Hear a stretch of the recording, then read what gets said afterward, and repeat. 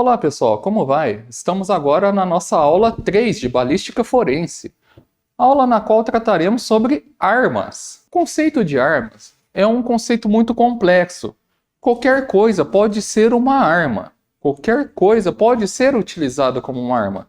Por isso nós temos armas contundentes, armas cortantes, armas perfurantes, armas pérfuro-contusas. Temos diversos tipos de armas, mas hoje focaremos apenas em armas de fogo. Há uma diferença entre o disparo e o tiro. Lembrem-se que eu falei que o disparo e o tiro seriam diferentes e que durante o período da aula eu iria usar eles como sinônimos para facilitar o entendimento de vocês. Pois bem, aqui eu vou explicar a diferença, porém continuarei usando como sinônimo apenas para fins didáticos.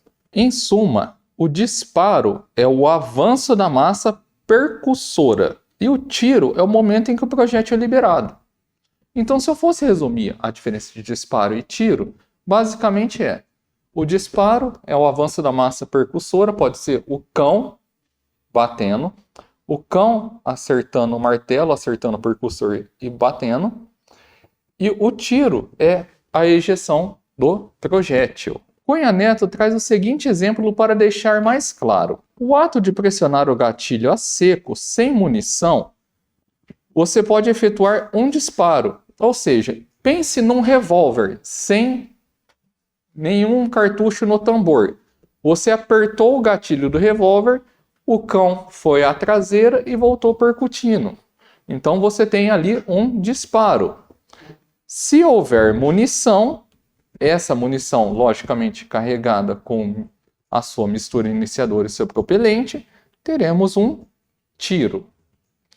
Bem como se você jogar uma munição ao fogo e o projétil se desprender do estojo, ou seja, você atirou a munição ao fogo, esse projétil e essa munição esquentou, a mistura iniciadora esquentou, o propelente iniciou sua queima, efetuando a ejeção desse projétil.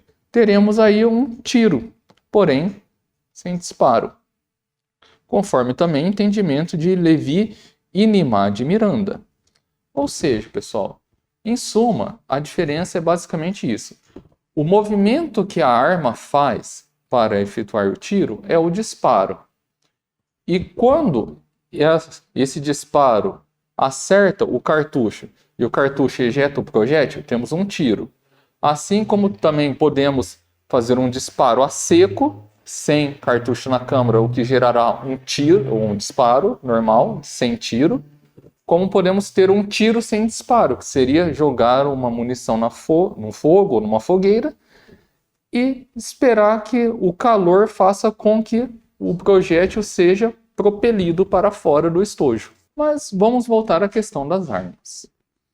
O primeiro tipo de arma a ser observada é a arma de pressão, cujo princípio de funcionamento é o emprego de gases comprimidos para impulsão do projétil. Não necessariamente toda arma de pressão será por gases comprimidos. Há a arma de pressão por mola. Ela funciona de maneira semelhante, só que ao invés de ser um disparo de dióxido de carbono, que efetuará o tiro nessa arma, ele será proporcionado pela liberação de uma mola retentora no interior de seu cano que levará ao tiro de uma esfera de chumbo ou de polímero, os quais podem estar previamente armazenados em uma câmara ou ser produzidos por ação de um mecanismo, tal como um êmbolo solidário ou uma mola. Um detalhe que eu trago nessa carabina é que ela é uma carabina de 5,5 milímetros. Por que eu chamo atenção para ela? Esse diâmetro é o mesmo do ponto 22 LR. Ou seja, eu tenho uma carabina de pressão que dispara chumbinho, é uma arma para uso em stand indoor, uma arma para recreação, porém, o diâmetro do cano possibilitaria o disparo de um cartucho de fogo circular, por ser justamente o mesmo diâmetro do ponto 22 LR. Armas de fogo são exclusivamente aquelas armas de arremesso complexas que utilizam para expelir seus projéteis. A força expansiva dos gases resultantes da combustão da pólvora, ou seja, se não houver gases de combustão, não tem como expelir o projétil. Lembra, nas aulas anteriores, sobre a munição que era só a mistura iniciadora? Ela era pequenininha. Hoje, se for usar em uma arma, por exemplo, com um cano de 4 polegadas, é bem provável que o projétil fique preso dentro do cano, o que levará a uma pane e ainda poderá ocasionar um acidente. Seu funcionamento, em princípio, não depende do vigor da força física do homem. Ou seja, o que o Toqueto quis dizer aqui?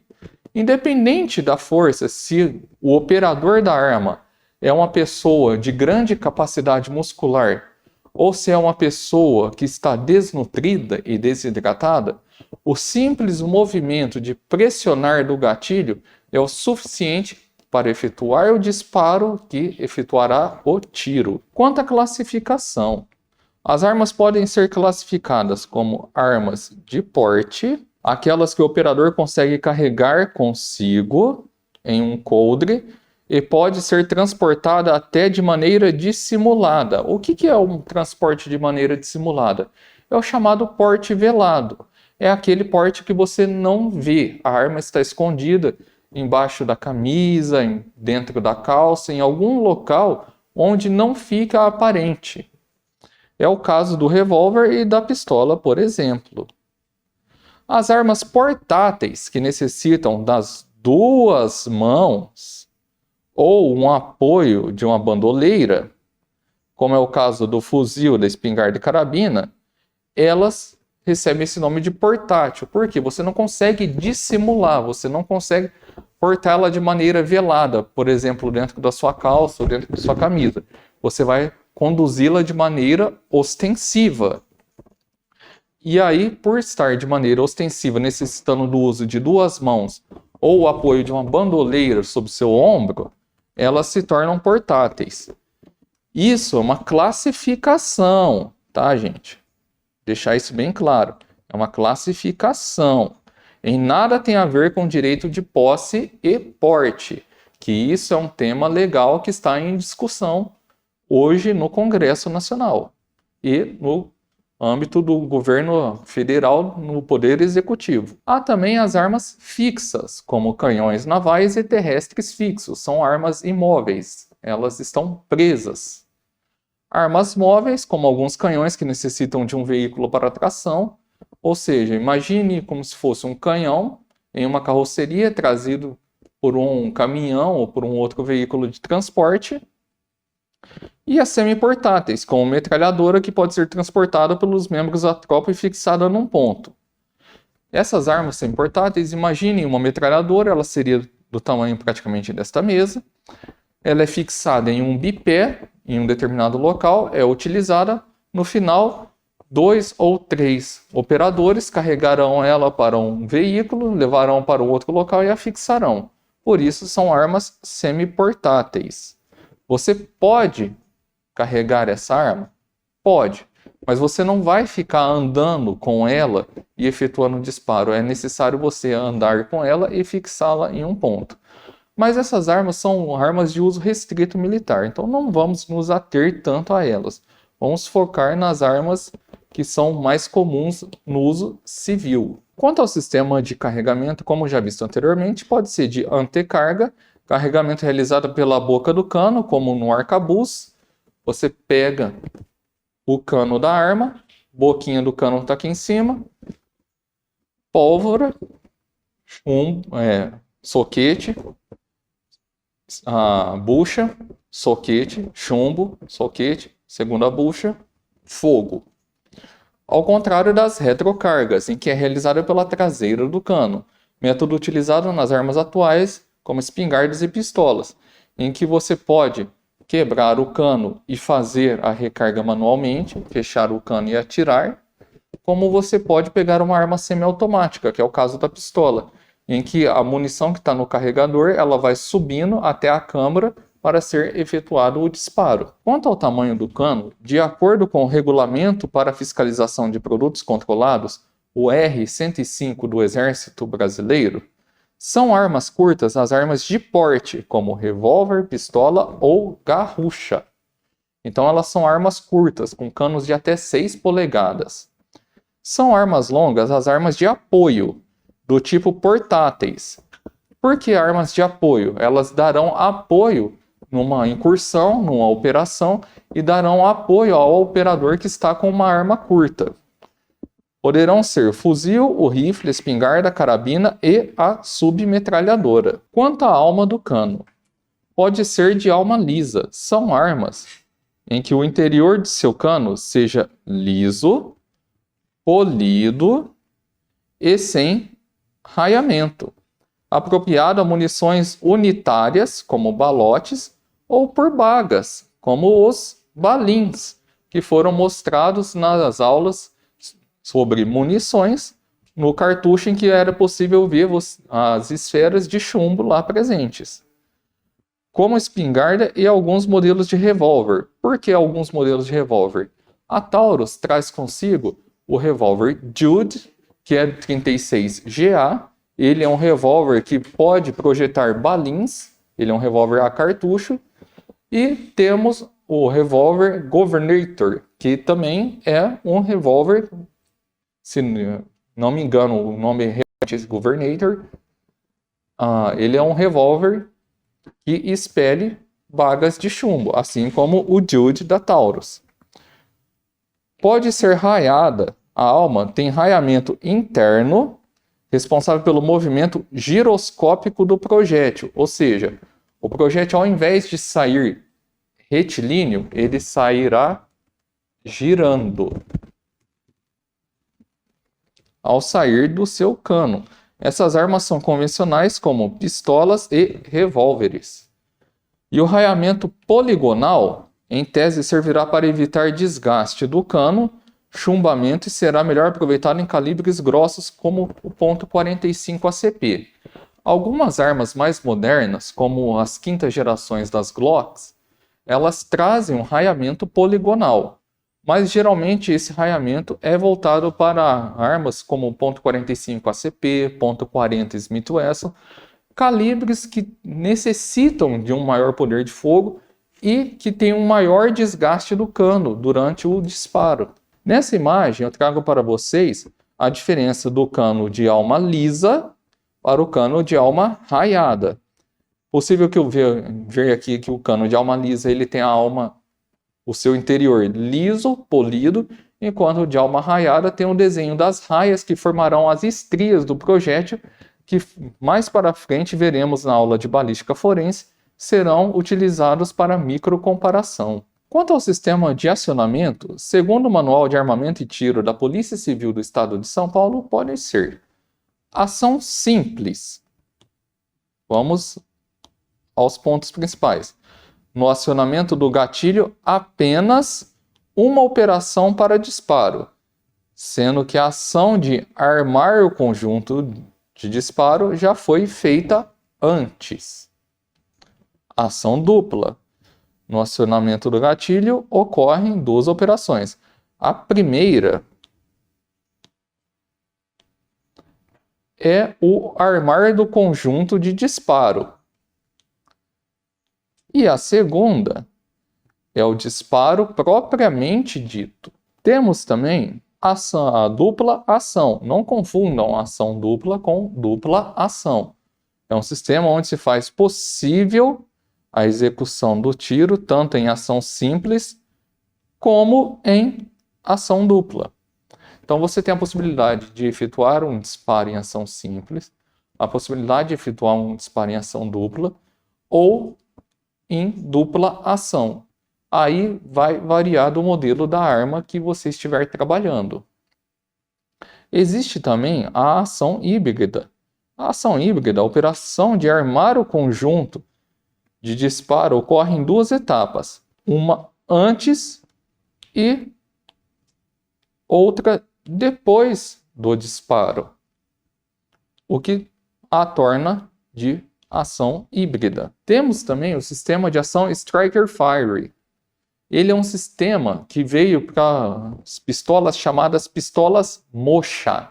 Uma pistola mocha é uma pistola que não tem o seu cão aparente. Em armas de fogo de sistema de acionamento para pistolas que não há cão aparente, ao apertar o gatilho, libera o percussor, dispara o projétil, ejeta o estojo deflagrado e prepara a arma para o novo disparo. Ou seja, só é preciso puxar o ferrolho da arma antes de dar o primeiro tiro.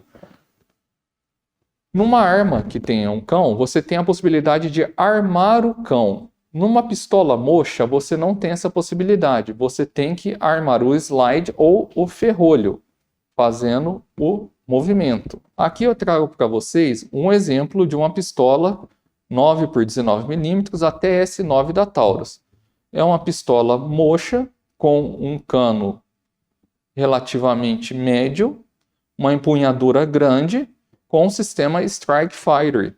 Esse sistema ele parece com o da Glock, mas não é. O da Glock é um sistema operacional diferente. Essa pistola ela tem as suas travas de segurança, mas as travas da Glock são travas patenteadas. Ao contrário dessa outra arma que eu trago para vocês, uma .45 ACP modelo 1911. É um modelo clássico, é uma pistola com um cano de 6 polegadas, com carregador monofiliar. E vejam aqui, ó, olha o cão exposto. Este daqui é o sistema de travas ADC, o cão exposto. Quando a arma tem o seu ferrolho manipulado e ela é engatilhada, o cão vem parar a traseira e aqui ele permanecerá armado para efetuar os disparos. Ao contrário da pistola que é mocha, não há nada atrás dela. Agora entramos nas famosas Glocks. Por isso, temos o sistema Safe Action. Há 3 dispositivos de segurança e mecanismos automáticos que operam de forma independente e estão incorporados ao sistema de controle de disparo da Glock. Essa definição eu trouxe do próprio site da Glock. Toda pistola Glock vem com 3 dispositivos independentes de segurança: a trava do gatilho, a trava do percursor e a trava de queda. Todos os 3 dispositivos de segurança desarmam sequencialmente à medida que o gatilho é puxado. Eles se armam automaticamente de novo quando o dedo do gatilho é liberado. Temos aqui o modelo de uma Glock, tá? Também coletado do site da própria empresa, onde vemos aqui em número 1 a trava do gatilho. Reparem que o gatilho ele está aqui posicionado e tem uma linguetinha saindo aqui na lateral. Essa lingueta, vamos ver se consigo marcar melhor aqui. Essa linguetinha aqui, ó, ela é a trava do gatilho. A arma, se você pegar ela pela lateral do gatilho e tentar puxar, ele não vai acionar, ela não funciona.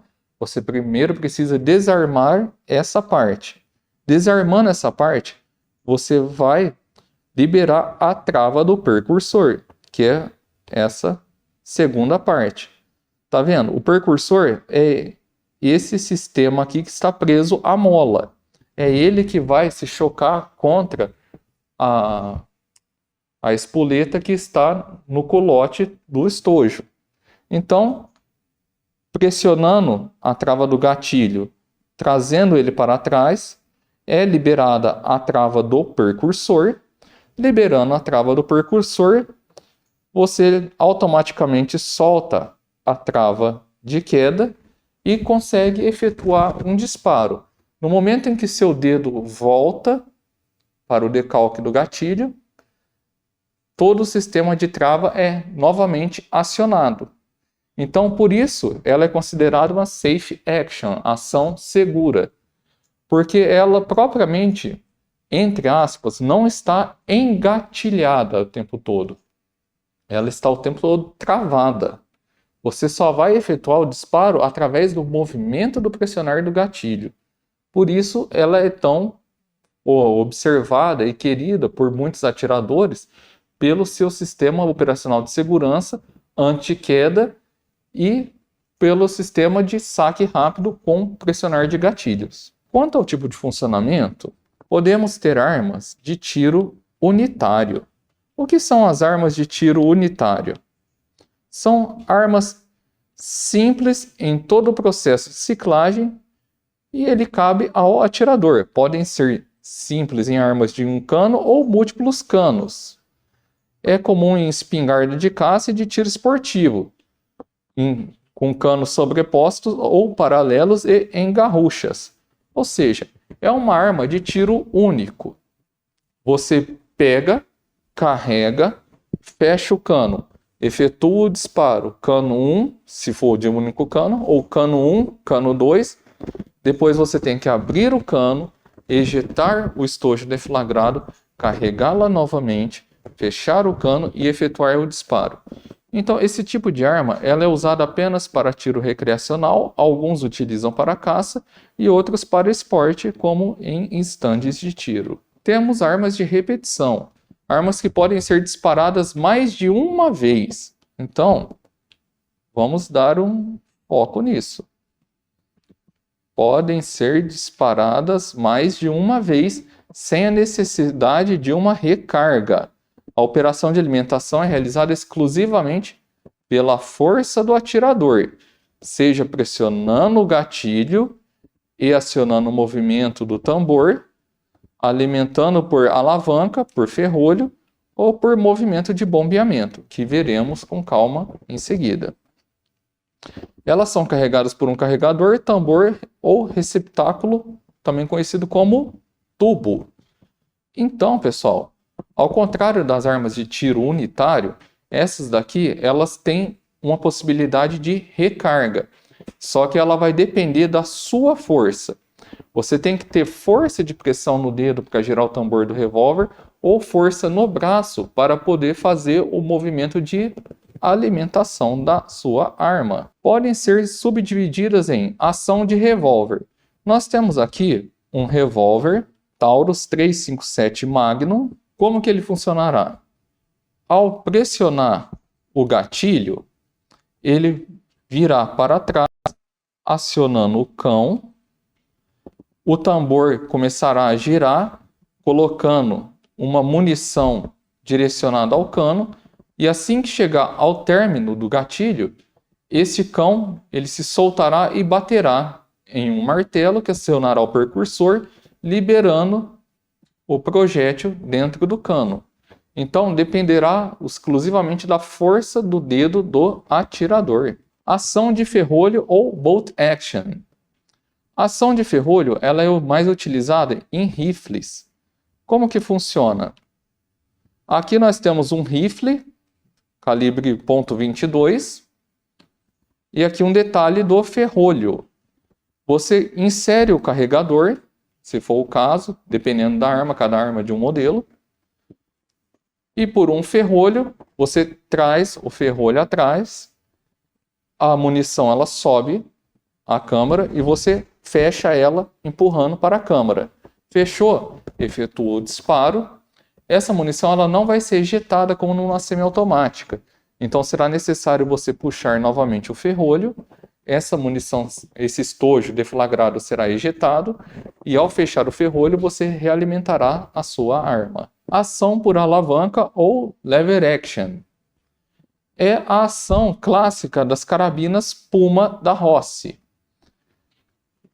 Aqui nós temos a alavanca da arma para você alimentar com a munição que está dentro deste tubo. Essa parte de baixo aqui toda é o tubo da arma. Você vai carregar ela, você vai alavancar para frente e trazer de volta.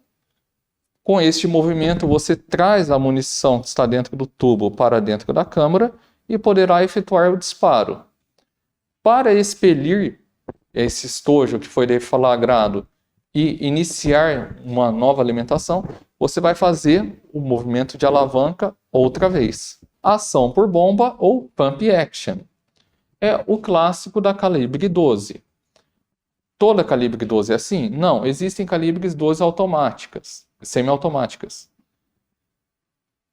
Toda calibre 12 é assim? Não, existem calibres 12 semiautomáticas. Mas existem outros calibres, como o 10 até o 20, subindo pelas fragmentações de munição de 12. Mas ela funciona basicamente como? Você tem o tubo, onde está armazenada todas as munições. Você fará um movimento de bombeamento, em que a telha, aqui onde nos mostra a arma aberta, ela estará à frente.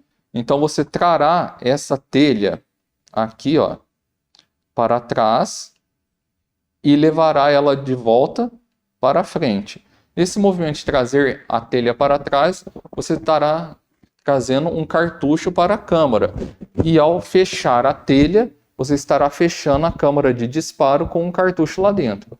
Efetua o disparo, novamente você bombeia para ejetar este cartucho deflagrado e fecha para carregar um novo cartucho. Armas semiautomáticas. São armas que utilizam dos gases provenientes do disparo para ciclar automaticamente, sem a necessidade do agente manipular o ferrolho. O que isso quer dizer?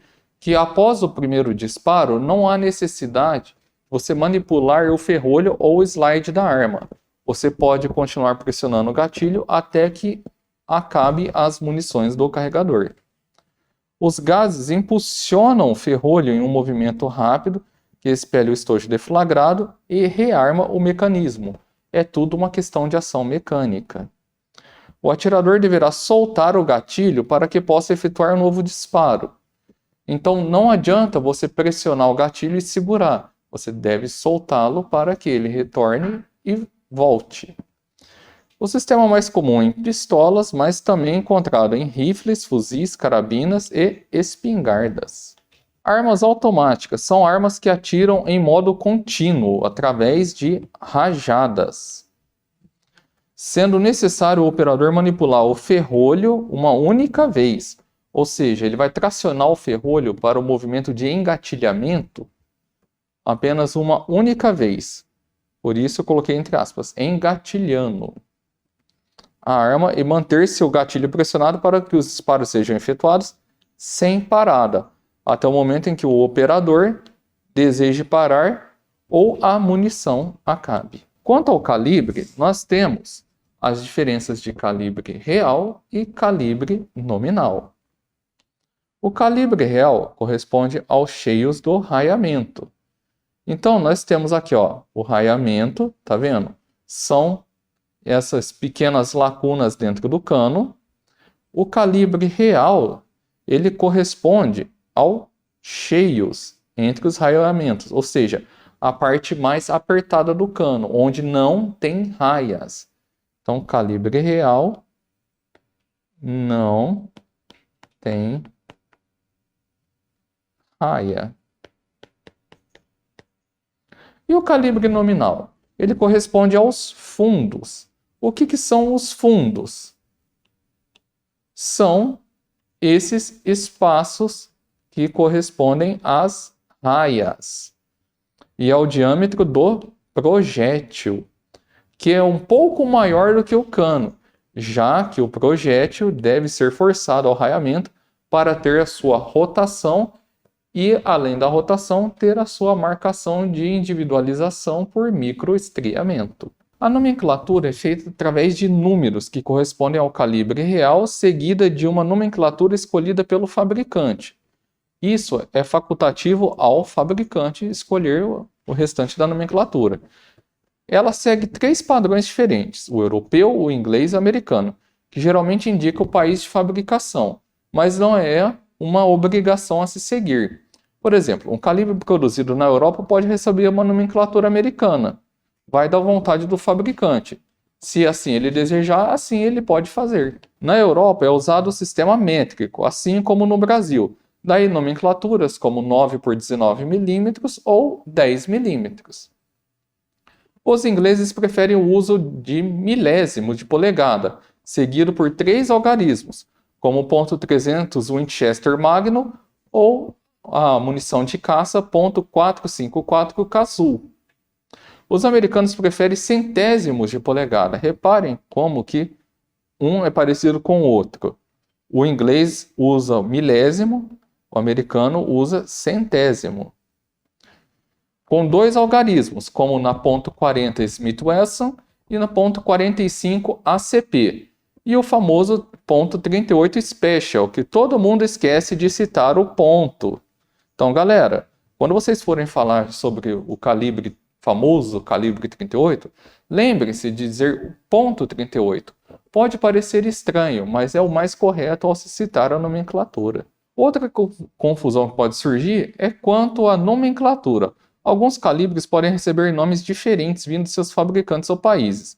No Brasil, temos o .380 ACP, que pode ser encontrado como 9mm Kurtz, 9mm Browning ou 9 por 17mm. Os 17 se refere ao estojo. Lembrando que um estojo de 9mm é um pouco maior que o de 380. Mas o calibre é o mesmo. Em calibres de alma lisa, o valor representa a fração do chumbo para obter uma libra. Uma libra corresponde a 454 gramas aproximadamente. Aqui neste desenho vemos que ela na realidade são 453,6 gramas.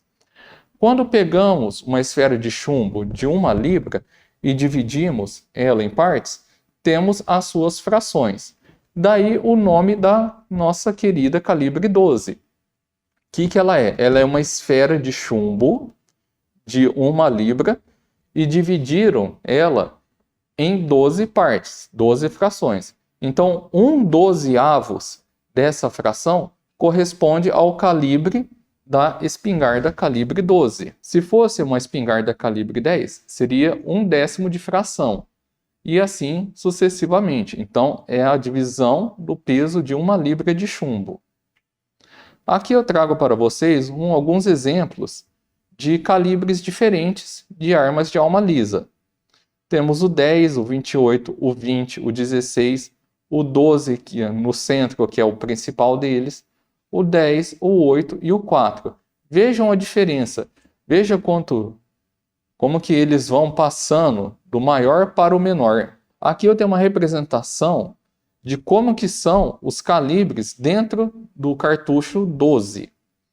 Temos múltiplas bagas, temos balote com bagas, balote com múltiplas bagas, balote unitário, balote com tripla baga, balote seguido de baga, balote helicoidal com perfuração, balote revestido, chumbo fino. Existem diferentes tipos de munição. Qual que é o melhor? Depende. O que você quer fazer? Você quer fazer tiro ao prato? Recomendaria chumbo fino. Se o intuito é fazer um treino esportivo, uma munição SG. Se o intuito é defesa residencial, aí fica a seu critério, pode ser um balote. Tudo a seu critério, desde que esteja em conformidade com a lei. Lembrando que, independente do calibre, sempre haverá variações do tipo de projétil, propelente, estojo, etc. Aqui algumas variações de projéteis. Então eu trago aqui algumas pontas para vocês verem. Cada ponta ela recebe a sua nomenclatura em sigla. Então o CHPP é de chumbo de ponta plana, o CHOG é o chumbo ogival, o CSCV é o chumbo semi-canto vivo. Essas 3 aqui são utilizadas apenas em stand, por serem mais baratas, pelo chumbo ser um metal mais maleável e se deformar, e pelo risco de chumbamento no cano. Para a defesa são utilizadas a ESP, que é a expansiva ponta plana, a ETPP, encamisada total ponta plana, a ETOG, encamisada total ogival, a expansiva ponta oca, que é a Expo, e as frangíveis. Essas daqui geralmente são revestidas por uma capa de cobre ou jaqueta de cobre, ou uma capa ou jaqueta de latão. O projétil é a parte do cartucho que será lançada através do cano e é composto pela ponta, parte superior do projétil.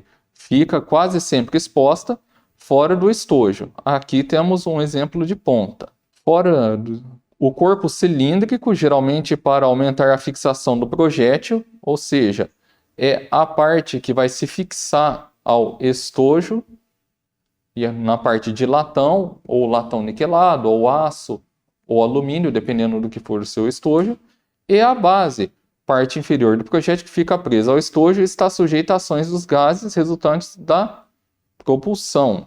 Ou seja, a base é o que fica interno dentro do estojo e é quem vai receber os gases provenientes da queima do propelente. Bom, pessoal, e é isso aí. Terminamos por enquanto essa terceira aula, onde falamos sobre calibres e falamos sobre armas.